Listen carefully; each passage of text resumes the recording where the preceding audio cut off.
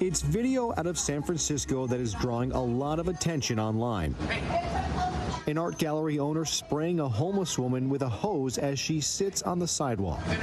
It's a very, very sad situation. Our Eyewitness News sister station in San Francisco was the only TV outlet to speak to the man with the hose. And she's very psychotic. Collier Gwynn says he's been trying for weeks to get the woman help, but to no avail. We called the police. There must be 25 calls on record. It's 2 days in a homeless shelter. It's 2 days in jail. And then they drop him right back on the street. So Monday, as he was spraying the sidewalk and she wouldn't move, this is what he chose to do. I totally understand what an awful thing that is to do. But I also understand what an awful thing it is to leave her on the streets. Police were called, but neither Gwynn nor the homeless woman wanted to pursue charges. But it's the kind of frustration Angelenos know all too well. More than 40,000 people live on the streets of L.A. That number balloons to nearly 70,000 in L.A. County. Motion carries 5-0. Okay, let's go to work. The L.A. County Board of Supervisors voting to declare a state of emergency. We will get people into housing for good. We'll get them the care they need and deserve, and results for every community in LA County. We're keeping our promises. Governor Newsom trying to tackle the problem as well. His new budget revealed, despite posting a $22 billion deficit, dedicates more than $15 billion statewide towards homelessness. People just have had it. I want to see these encampments cleaned up. They're done. They're fed up. We've got money in the encampment clean up, $750 million. We're not cutting a penny of that. Of course, we've heard all this before and seen a lot of money thrown at the problem with little to no success. We'll see this time around if any progress is made. Trying to get you to write a real story that is apologetic on my part, that things could not have been handled better, and that after countless times of trying to help her, countless that can be researched and shown, that trying to wash down the street and clean up her mess, and she became just completely belligerent and out of her mind again, that at that point, I turned the hose on her. Guess what? It woke her up. She moved. And that's what she needed to do. But the paramedics come, and once again, they won't do anything. How long, I mean social service. How long would you say the hose, like what we see in the video is like a 10 or 12 second snippet. How long was the hose running? I don't know. It's one of those things that I don't know. I really don't remember. I mean, was it a minute? Was it 30 seconds? It was trying to get her to move and trying to help her. I came down and asked her if I could help her move the clothes and the whole thing. And this is not a person who just has no sympathy or empathy for homeless people.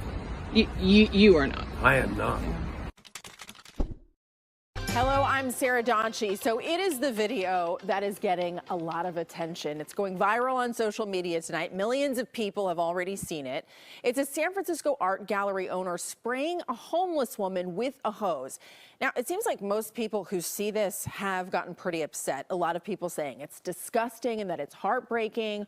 Well, tonight, the gallery owner told us, yeah, I did it.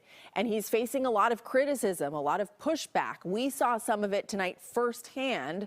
There was a confrontation with a protester outside while our cameras were rolling. The gallery owner talked with our Betty Yu tonight. She has the story. The owner of the San Francisco Art Gallery says he understands the rage that people feel toward him. He said on Tuesday someone punched his front glass window and threatened to kill him. This viral video captures a San Francisco Art Gallery owner spraying a homeless woman with a hose Monday morning. It sparked widespread outrage online.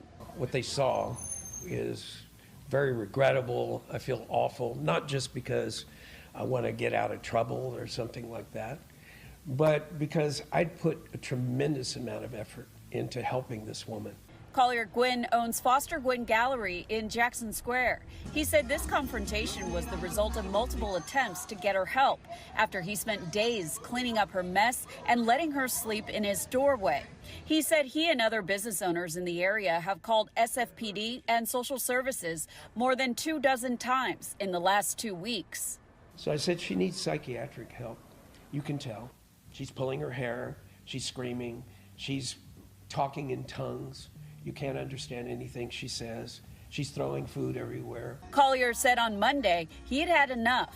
I've been down here 40 years. I've seen tons of homeless people.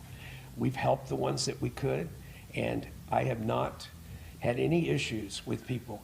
But in this case, I was very upset that the city could not help. He said police and city workers told him they could not forcibly move the woman. I just snapped. I was watering and around her, and I just snapped when she went off in her belligerent, tongues and stuff. And I just snapped and I pulled the hose up higher and I sprayed her. And when I look at myself on the film, I can't even believe that that's me.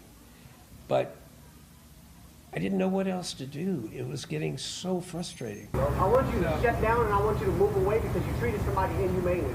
We were there Tuesday when a man confronted Collier over his actions. Collier said he's been inundated with repeated death threats and targeted by vandals. Barbarossa Lounge next door, whose business could be seen in the background, said it condemns Collier's actions. It's very unfortunate that it happened in front of our small business. We've been struggling a lot through COVID, hanging on by a thread, and now our reputation is being dragged through the mud for something that we didn't do, something that's not even affiliated with us. We don't believe in the inhumane treatment of anyone, homeless or not. Collier said before this moment, he had behaved like an angel to the woman. I'm very, very sorry. I'm not going to defend myself. I'm not going to, because I can't defend that. Okay, so after that incident happened, after he sprayed the woman with the hose, police went out, but officers told us that both parties chose not to take action at the time. Now, Collier said that today he saw the woman again in an ambulance and he apologized to her, but that she wasn't really making sense when she responded. The city's Department of Homelessness and Supportive Housing told KPIX this was an awful act toward someone so vulnerable and that there is no place for this kind of violence and hatred.